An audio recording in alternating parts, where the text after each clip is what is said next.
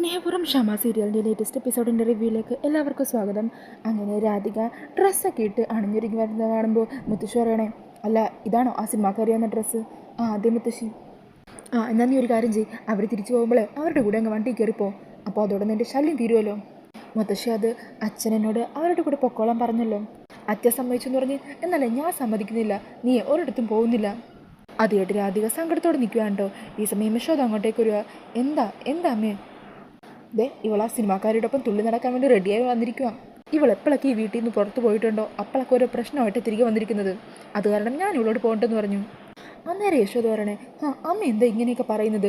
ദേവേട്ടൻ അവരുടെ മുമ്പിൽ വെച്ച് വാക്ക് കൊടുത്തല്ലേ, അത് പാലിക്കാതിരുന്ന ദേവേട്ടൻ എന്നല്ലേ അത് മോശം. അന്നേരം മുത്തശ്ശി പറയണേ, അവരോടൊക്കെ വാക്ക് പാലിക്കാൻ അവരൊക്കെ ആരാണ്? നീയും ദേവനും കൂടി ഇവൾക്ക് ഇങ്ങനെ ഓരോന്നിനും വളം വെച്ച് കൊടുക്കുന്നത്.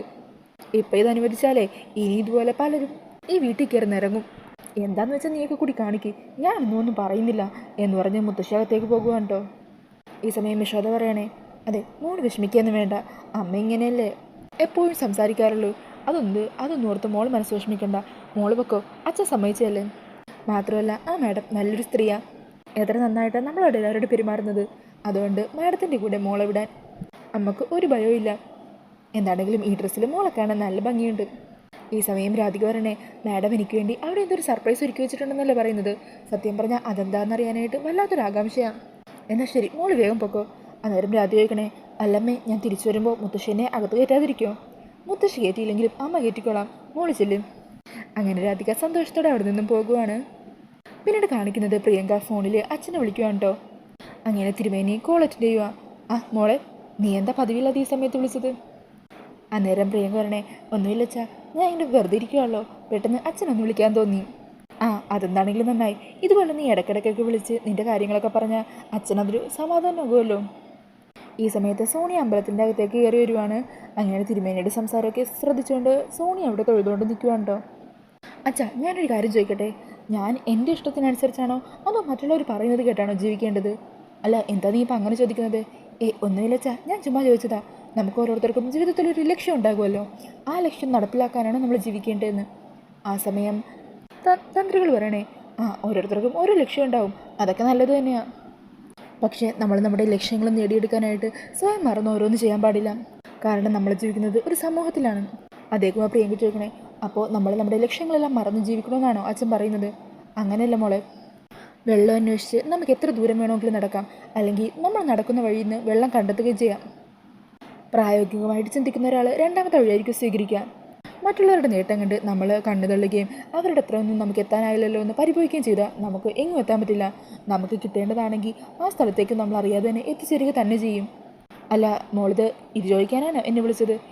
അല്ലച്ചാ, ഞാൻ വെറുതെ ഇങ്ങനെ സംസാരിച്ചു കൂട്ടത്തി ചോദിച്ചതേ ഉള്ളൂ. എന്നാൽ ശരി, ഞാൻ പിന്നെ വിളിക്കാം. അങ്ങനെ പറഞ്ഞ് പ്രിയങ്ക കോള് കെട്ടാക്കുവാണ്. ഈ സമയം സോണിയ തിരുമേനിൻ്റെ അരികിലേക്ക് എത്തുക. തിരുമേനി ഫോണിലൂടെ പറഞ്ഞ ഉപദേശങ്ങളൊക്കെ കേട്ടു. ഇതുപോലെ നല്ല നല്ല കാര്യങ്ങൾ പറയുമ്പോൾ അറിയാതെ ശ്രദ്ധിച്ചു പോകും. അന്നേരം തിരുമേനി പറഞ്ഞേ, അതൊക്കെ നല്ലതാ, പക്ഷേ ഭഗവാന്റെ മുമ്പിൽ നിൽക്കുമ്പോൾ അതിൽ മാത്രം ഇരിക്കണം ശ്രദ്ധ. അല്ല തിരുമേനി ഇപ്പോൾ ആരുടെ ഫോണിൽ സംസാരിച്ചത്? അതോ അതെൻ്റെ മോളോടാ സംസാരിച്ചത്. അവളുടെ കല്യാണം ഈ അടുത്തിടെ കഴിഞ്ഞതാ. ഒരു വലിയ കുടുംബത്തിലേക്ക് അവളെ കല്യാണം കഴിച്ചു വിട്ടത്. പയ്യൻ്റെ പേര് വരുന്ന ആണോ? തിരുമേനിയുടെ മോളുടെ പേരെന്താ? പ്രിയങ്ക. ശരി തിരുമേനി. അങ്ങനെ വിവരങ്ങളെല്ലാം മനസ്സിലാക്കി സന്തോഷത്തിൽ സോണിയ അപ്പം തന്നെ ഐശ്വര്യനെ വിളിക്കുക. അന്നേരം ഐശ്വര്യ ഫോൺ എടുക്കുക. ഹലോ, ഇങ്ങനെ ഇടയ്ക്കിടയ്ക്ക് എന്നെ വിളിച്ചുകൊണ്ടിരിക്കുന്നത് എന്താ? ഞാൻ പറഞ്ഞ കാര്യം ആദ്യം എത്രയും പെട്ടെന്ന് ചെയ്തു തീർക്കാൻ നോക്ക്. അന്നേരം സോണിയ പറയണേ, മാഡം ഏൽപ്പിച്ച ജോലി ഞാൻ പൂർത്തിയാക്കി, അത് പറയാനേ ഇപ്പം ഞാൻ വിളിച്ചത്. സത്യമാണോ? അതെ മാഡം, ഇവിടെ ക്ഷേത്രത്തിൽ തൊഴാൻ വന്ന ഒരു പ്രായമായ സ്ത്രീയെ ഞാൻ ശ്യാമ മാഡത്തിൻ്റെ പഴയ ഫോട്ടോ കാണിച്ചു. അവർ ആ പെൺകുട്ടിയെ കണ്ടിട്ടുണ്ടെന്ന് പറഞ്ഞ് ഉറപ്പിച്ചു പറഞ്ഞു. ആ പെൺകുട്ടി ആരാണെന്നറിയോ? ഇവിടുത്തെ തിരുമേനിയുടെ മകളാണ്. അതിനുശേഷം തിരുമേനിയെ കണ്ട് ഞാൻ സംസാരിക്കുകയും ചെയ്തു. ആ കുട്ടിയുടെ പേര് പ്രിയങ്ക എന്ന. അടുത്തിടെയാണ് ആ പെൺകുട്ടിയുടെ കല്യാണം കഴിഞ്ഞത്. ഭർത്താവിൻ്റെ പേര് വരുൺ. അങ്ങനെ കേൾക്കുമ്പോൾ ഐശ്വര്യക്ക് സന്തോഷമാണേ. കൊള്ളാം, ഇപ്പോഴാണ് സോണിയ പഴയ പോലീസുകാരിയായിട്ട് മാറിയത്. എന്നാൽ ഇനി വൈകിക്കണ്ട, നേരെ ആ വരുണിൻ്റെ വീട്ടിലേക്ക് വിട്ടോ. അവിടെ ചെന്ന് ആ പ്രിയങ്കയെ നേരിട്ട് കണ്ട് കാര്യങ്ങളെല്ലാം മനസ്സിലാക്കിയെടുക്കണം. സോണിയ എനിക്ക് ചെയ്ത ഈ സഹായം വളരെ വലുതാണ്. അതിന് വലിയ വലിയ പ്രതിഫലങ്ങളാണ് സോണിയെ കാത്തിരിക്കുന്നത്. എന്നാൽ ശരി, ബാക്കി കാര്യങ്ങൾ കൂടി ചെയ്തു തീർക്ക്. പിന്നീട് കാണിക്കുന്നത് സ്റ്റുഡിയോയിൽ ശ്യാമ മാഡം വരുന്നത് കാത്തു നിൽക്കുന്ന അവിടുത്തെ മ്യൂസിക് ഡയറക്ടറും പ്രൊഡ്യൂസറിനെയൊക്കെയാണ് കേട്ടോ. അങ്ങനെ ശ്യാമയും അശ്വതിയും കൂടി അവിടെ എത്തുവാണ്. അന്നേരം അശ്വതി പറഞ്ഞേ, അതെ ഒരു 10 മിനിറ്റ് വൈകിപ്പോയി, റോഡിൽ നല്ല ട്രാഫിക് ആയിരുന്നല്ലോ. ഈ സമയം ഡയറക്ടർ പറഞ്ഞേ, ആ കാര്യം നമുക്കിപ്പോൾ ശരിയാക്കാനൊന്നും പറ്റില്ലല്ലോ. എന്താണെങ്കിലും നിങ്ങളെ കൃത്യസമയത്ത് തന്നെ വന്നല്ലോ. അല്ല, ഇന്ന് ഏത് സോങ്ങാണ് ഷൂട്ട് ചെയ്യാൻ പോകുന്നത് എന്ന് ശ്യാമ ചോദിക്കുക. അന്നേരം ഡയറക്ടർ പറയണേ, ഇന്ന് അമ്മ മകളുമായിട്ടുള്ള ഒന്നിച്ചുള്ള ഒരു കോമ്പിനേഷൻ സോങ് അല്ലേ, അതാണ് റെക്കോർഡ് ചെയ്യാൻ പോകുന്നത്. അന്നേരം ശ്യാമ ചോദിക്കണേ, അല്ല മകളുടെ പോർഷൻ പാടുന്ന ആ കുട്ടി ഓൾറെഡി പാടിക്കഴിഞ്ഞതാണോ? ഇല്ല, നിങ്ങൾ രണ്ടാളും ഇന്ന് ഒരുമിച്ചാണ് പാടാൻ പോകുന്നത്. ആ കുട്ടി അവിടെ റിഹേഴ്സൽ ചെയ്തുകൊണ്ടിരിക്കുക. പുതിയൊരു കുട്ടിയാണ്, പക്ഷേ പാടിയിട്ട് കുഴപ്പമൊന്നുമില്ല. അധികം പ്രശ്നങ്ങളില്ലാതെ തന്നെ ആ കുട്ടി പാടാൻ ശ്രമിക്കുന്നുണ്ട്. അന്നേരം ശ്യാമ പറയണേ, കുറച്ച് പ്രശ്നങ്ങളുണ്ടെങ്കിലും കുഴപ്പമില്ല, പുതിയതായിട്ട് വരുന്ന കുട്ടിയല്ലേ, നമ്മളല്ലാതെ ആ കുട്ടിക്ക് ആരവസരം കൊടുക്കുക? ഓരോരുത്തരായിട്ട് കയറി വരട്ടെ എന്നേ. സംഗീത ലോകത്ത് ഇപ്പോൾ നല്ല നല്ല പ്രതിഭകളുടെ ആവശ്യമുണ്ടല്ലോ. അങ്ങനെ ശ്യാമയും ശ്രുതിയും കൂടി അകത്തേക്ക് പോകുക. ഈ സമയം അവിടെ നിൽക്കുന്നവരൊക്കെ പറയുക, ഇത് നല്ല മാഡമല്ലേ, ചില ഗായകന്മാരൊക്കെ ഇതുപോലെ പുതിയതായിട്ട് വരുന്ന ആൾക്കാരെയൊക്കെ ചവിട്ടി മെതിക്കാറുള്ളത്. പക്ഷേ ശ്യാമ മാഡം അങ്ങനെയല്ല, വളരെ നല്ലൊരു സ്ത്രീയാണ്, എല്ലാവരോടും എന്ത് നല്ല പെരുമാറ്റോ. പിന്നീട് കാണിക്കുന്നത് ഡബ്ബിംഗ് സ്റ്റുഡിയോയിലെത്തി വിനയ മാമിന് വേണ്ടി കാത്തിരിക്കുന്ന രാധികയാണ് കേട്ടോ. ഈ സമയം വിനയ മാമും അവിടെ എത്തുക. ആ രാധികെ, മോള് നേരത്തെ എത്തിയോ? ആ, ഞാൻ പറഞ്ഞതിലും കുറച്ച് നേരത്തെ എത്തി. മാഡത്തെ പോലെ വലിയ ആളൊക്കെ വരികയല്ലേ, അപ്പോൾ മാഡത്തിന് ബുദ്ധിമുട്ടുണ്ടാക്കരുതല്ലോ. അല്ല മാഡം, മാഡം എനിക്കെന്തൊരു സർപ്രൈസ് ഉണ്ടെന്ന് പറഞ്ഞില്ലേ, അതെന്താണെന്ന് വെച്ചാൽ ഇവിടെ അടുത്ത് മ്യൂസിക് സ്റ്റുഡിയോ ഉണ്ട്, അവിടെ ഇന്നൊരു പാട്ടിൻ്റെ റെക്കോർഡിങ് നടക്കുന്നുണ്ട്. ആരുടെ പാട്ടാണെന്നറിയോ? ശ്യാമ മാഡത്തിൻ്റെ. ഇടയ്ക്ക് അവിടെ ബ്രേക്ക് ടൈം കിട്ടുമ്പോൾ ഞാൻ മോളെ ശ്യാമ മാഡത്തിൻ്റെ അരികിലേക്ക് കൂട്ടിച്ചെല്ലാം, മോളെ പരിചയപ്പെടുത്തി തരാം. അത് കേൾക്കുന്നതും രാധികയ്ക്ക് ഒത്തിരി സന്തോഷമാകുക. സത്യമാണോ മാഡം? സത്യം പറഞ്ഞാൽ മാഡത്തിനെ പരിചയപ്പെട്ടതിന് ശേഷം എനിക്ക് ഒത്തിരി ഭാഗ്യം കിട്ടിയിട്ടുണ്ട്. എൻ്റെ വീടിൻ്റെ അടുത്തുള്ളവരൊക്കെ വിനയ മാമിൻ്റെ കാര്യമൊക്കെ എന്നോടാണ് ചോദിക്കുന്നത്, മാഡത്തെ എങ്ങനെയാണ് പരിചയപ്പെട്ടത്, മാഡം എന്തിനാണ് വീട്ടിൽ വന്നത്, അങ്ങനെ ഓരോന്നൊക്കെ ചോദിക്കും. അപ്പോൾ ഞാൻ അവരോടൊക്കെ മാഡം എന്നെ മോളെപ്പോലെ കാണുന്നെന്ന് ഗമക്ക് പറയാറൊക്കെ ഉണ്ട്.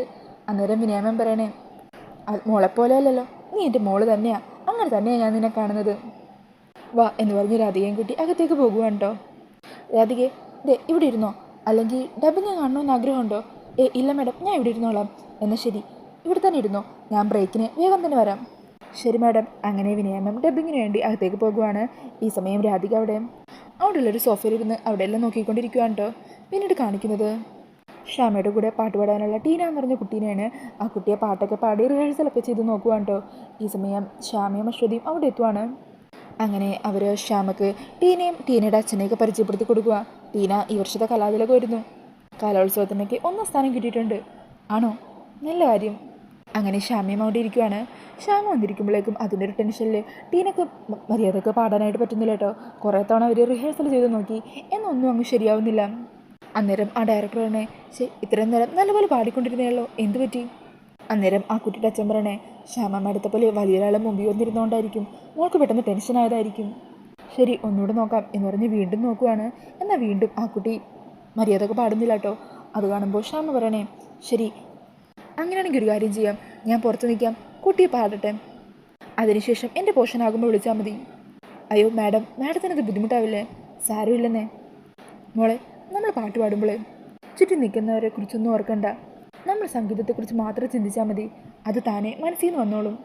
സംഗീതം എന്ന് പറയുന്നത് വലിയൊരു കലയാണ്, അതൊരിക്കലും വിട്ട് കളയാൻ പാടില്ല. എൻ്റെ തുടക്ക സമയത്ത് ഇതുപോലെ പുറത്തു നിന്ന പലരും ഉണ്ടാവും.